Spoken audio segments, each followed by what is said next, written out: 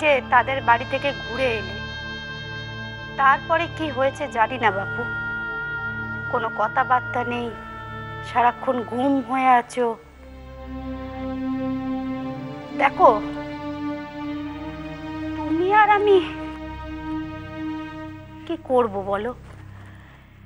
মেয়ে যখন নিজের সংসারটাই টিকিয়ে রাখতে পারলো না, আমরা তো আর কম চেষ্টা করিনি কো। আচ্ছা, তুমি এরকম কেন করে আছো একবার বলবে? হ্যাঁ জলপার্বতী, আর সকালে ওদের পাড়ায় গিয়েছিল, ওই একজনের থেকে কিছু টাকা পাওনা ছিল, তা দেখলাম। তা কি দেখলে? দেখলাম তারা বিয়ের সবজি বাজার করছে। তাদের প্রত্যেকের মুখে কত হাসি। আমার জামাইও সেখানে ছিল, বুঝলে? এত হাসি খুশি আমি কোনোদিনও দেখিনি। অবশ্যই তারা আমাকে দেখতে পায়নি, তবে আমি তো তাদের দেখেছি পার্বতী। হাজার হোক, আমি তো ময়নার বাবা। ওই দৃশ্য দেখার পরে আমি... কিছু মনে করো না, তোমাকে একখানা কথা বলি। এই যে তুমি বললে না যে তাদেরকে তুমি খুব হাসি খুশি দেখেছো, এর আগে জামাইকেও নাকি এত হাসি খুশি কখনো দেখোনি কো? পার্বতী, সত্যি কথা বলবো, এতে ভয় কিসের? তারা পরের লোক, তাদের নামে যতই আমরা নিন্দা করি, এ কথা তো ঠিক যে তোমার মেয়ে তাদের হাড় মাস জ্বালিয়ে পুড়িয়ে খেয়েছে। কিন্তু এই মুসলমান মেয়েটাকে দেখো, নিজের ভবিষ্যৎ গড়ে নিয়েছে। মুসলমান হোক আর যাই হোক, চাল চলনে বলো, নেকা পড়ায় বলো, জামাইয়ের সঙ্গে তাকেই মানায়। তাই জন্যই তো তারা এত খুশি। আর এত বছর সংসার করার পরেও আমার মেয়ের জন্য তাদের কোনো দুঃখ নেই। সে মরলে তাদের হাড় জুড়োতো, এমন মেয়ে তোমার।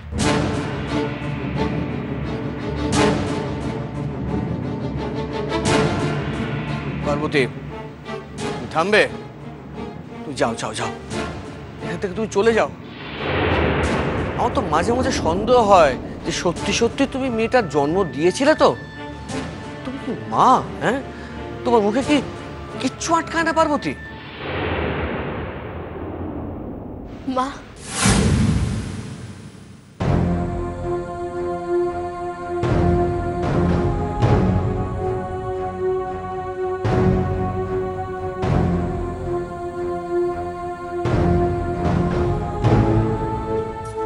মা, মারে কি বাবা? বাবা গো, বাবা, বাবা তুমি কাঁদছো কেন? কেঁদো না বাবা, কেঁদো না।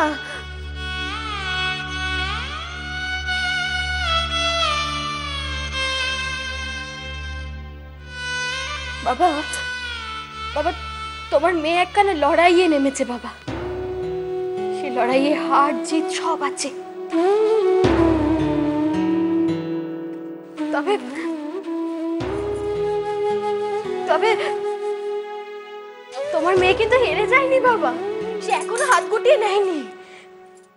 কিসের লড়াই মা? সব তো শেষ হয়ে গেল।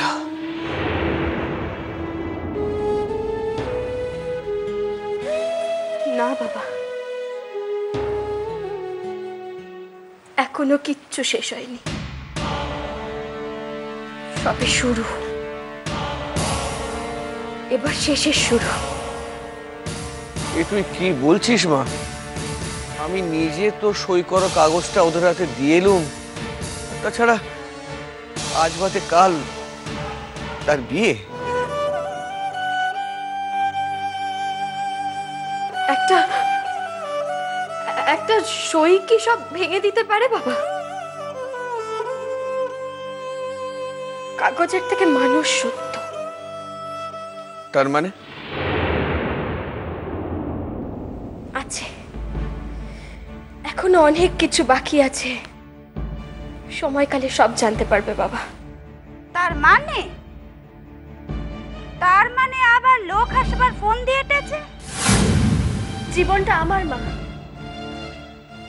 তাই তাতে কেউ হাসুক আর কাঁদুক, এই সবকিছু উপেক্ষা করে আমাকে আমার জীবনের পথ বেছে নিতেই হবে। যাকে শোনো মা,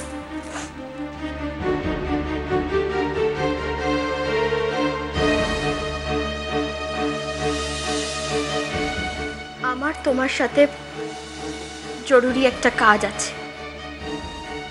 আমার সাথে আবার কি কাজ আছে? আমার টাকাগুলো আমার চাই। টাকা? কিসের টাকা? বারে মা, আমার শ্বশুর বাড়ি থেকে আমাকে যে 1 লক্ষ টাকা দেওয়া হয়েছিল,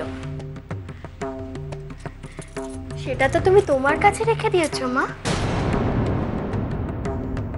তা ওই টাকাগুলো নিয়ে তুই কি করবি শুনি?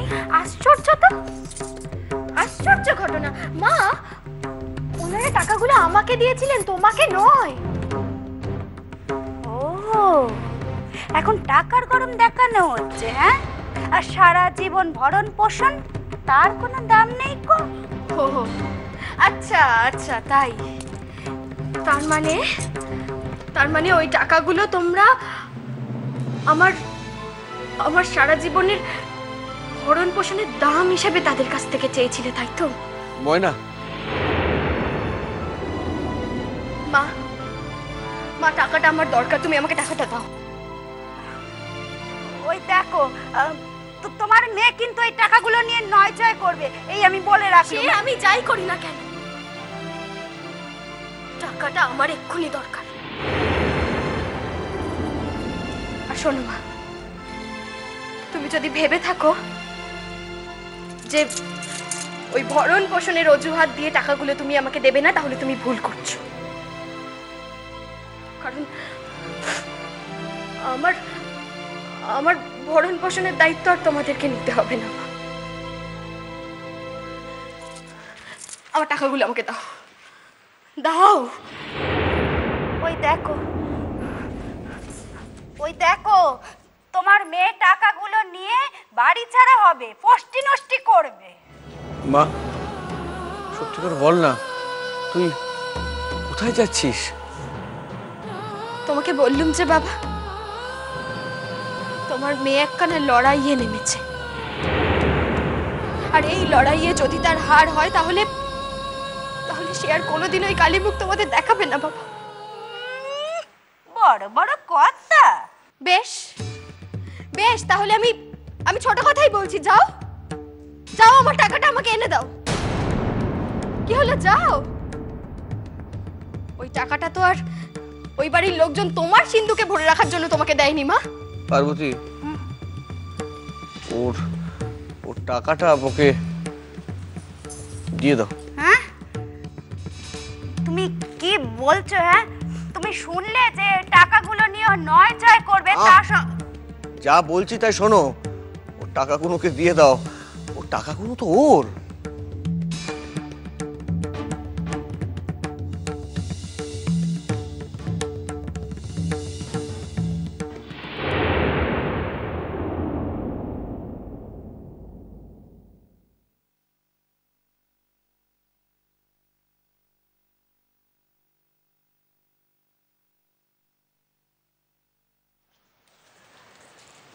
ময়না, মা। মা তুই কোথাও চলে যাবি নাকি?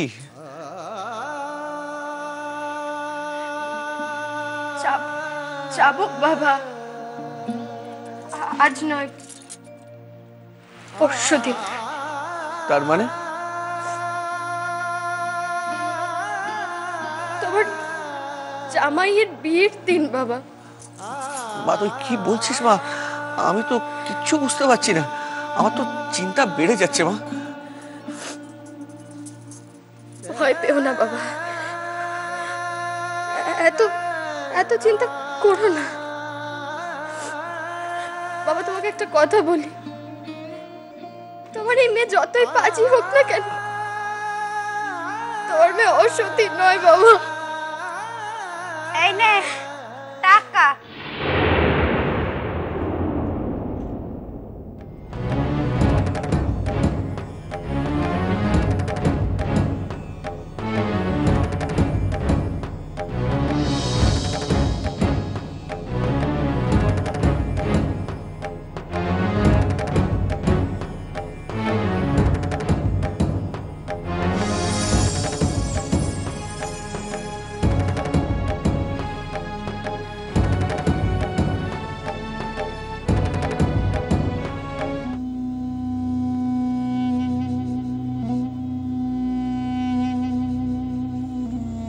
ও বড় ভাবি, এই দেখো, এসে থেকে না করছি তবু দেখো ঘর পরিষ্কার করতে লেগে গেছে। কি আমি না কি বলছো? বড় ভাবি কইতে আসছিলাম, সোনা বাবাই তো মাইয়াটারে লইলে এখনো আইলো না। আমি না, আমার সোনার কি যে সে ভাগ্য? দুটো শ্বশুর বাড়ি, যেখানে গেছে সেটাও তো একটা শ্বশুর বাড়ি না? খাওয়াবে দাওয়াবে শাশুড়ি ঠাকুর, তবে তো ছাড়বে। ভাবি, একখান ব্যাপার আমার খুব সুখে লাগতেছে। কি দাদা বলুন না। না, এই যে আমরা ইয়ে পড়ছি, তারপর ধরেন ওই কিরণ এক বাসায় থাকবো, আমরা এক বাসায় থাকুম, তাই মাইয়ার শাদি হইব কোন বাসায় থেকে? আমি তো ভাবছি যে মায়াটার একেবারে সকালবেলা হয়ে চলে আসুম, এরপর আমগো বাসা থেকে। আমাকে বাসায় থেকে যেমন বুদ্ধি তোর। তোর বুদ্ধিটা কি শুনি? ভাবি, আমি ভাবছি, মানে আমি দুইটা জিনিস ভাবছি। বলুন না দাদা, কি ভাবছেন? আমি কইতেছি কি, এই বিয়া খান এই বাড়িতেই হইব। হ্যাঁ, এইটা আপাতত মাইয়া গো বাড়ি, আপনারা সবাই নতুন বাড়িতে চলে যান, বউ ভাতের অনুষ্ঠান ওই বাড়িতেই হইব। বাবা জয়া, সাবুদ্দিন তো দেখি মাঝে মাঝে সাজেশন খারাপ দেয় না, ফর চেঞ্জ অবশ্য। পেট ভর্তি হিংসা তো, মন খুইলে তুই আমার কবে তুই প্রশংসা করছস? হ্যাঁ, ভাবিরে কইতে হইবে না, ভাবি জানে আমার বুদ্ধি খান কতখানি। এ তো খুব ভালো প্রস্তাব দাদা। দাদা, আমাদের দুঃসময়ে এই বাড়িটা আমাদের আশ্রয় দিয়েছিল, তাই হয়তো বস্তির এই বাড়িটার উপর আমাদের মায়াও পড়ে গেছে। ভালোই তো, ফিরোজা আর লুৎফার যদি ওদের ওই ভাড়া বাসা ছেড়ে দিয়ে এখানে এসে থাকে তাহলে তো খুব ভালো হয়। বাহ জয়া, এ তো দেখছি সর্বোত্তম প্রস্তাব। এই দেশে আসার পর প্রথম আশ্রয়ের চিহ্নটুকু অন্তত থাকবে। বুঝছেন ভাবি, আমরা সবাই সব কইরা দিমু, উনি তারিফ কইরা সকলকে ধন্য করেন। জয়া, তুমি তোমার সাবুদ্দিন দাদারে বলো যে উনি ওনার প্রথম কথাটা কয়ে ফেলেছেন, এবার দ্বিতীয় কথাটা শোনার লিগা আমরা ওয়েট করতেছি, যে শোনার পরেই হাততালি দিব বলে। আমি ভাবতে আছিলাম এই শাদি খান হিন্দু আর মুসলমান দুই ধর্মের নিয়ম অনুসারেই হইব। ওই কিরণরে যেমন কবুল করানো হইব, তেমনি ওই কিরণের মাথায় সিঁদুর পরাইয়া সাত পাকে ঘোরাইয়া এই শাদি খান দেওয়ানো হইব। এতে কি কারোর আপত্তি আছে? জয়া, আমাদের বাড়ির অভিভাবক তো এখন সে, আমাদের আপত্তি থাকলে চলবে কি করে? তাই হবে। দাদা, আমরা তো সকল ধর্মের উপরে উঠতে পেরেছি, তাই সোনা আর কিরণের বিয়েটা আমরা অন্তর থেকে দিতে পারছি। এখন এক ধর্মেই বিয়ে হোক আর দু ধর্ম মেনেই বিয়ে হোক, তাতে তো আমাদের কিছু যায় আসে না দাদা। আম্মু,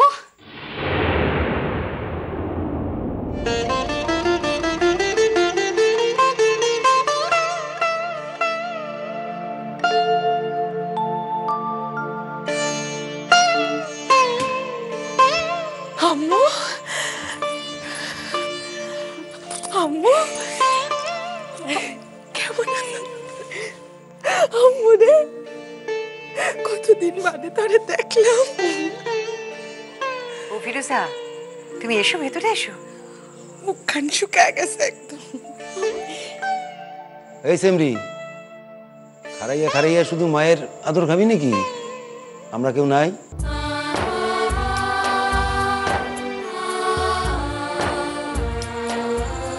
কেমন আছেন আপনি? হ মা, খুব ভালো আছি। ঐশ্বর্য, ওখানে খারাই রয়েছো কে? আইসো আইসো, আমার নিকটে আইসো।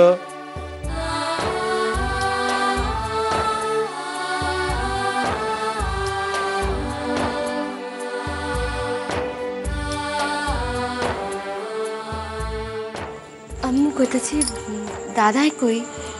দাদা, ওই বড় ভাবি একটু দোকানে পাঠাইছি, ওহনি আয়া পড়বো।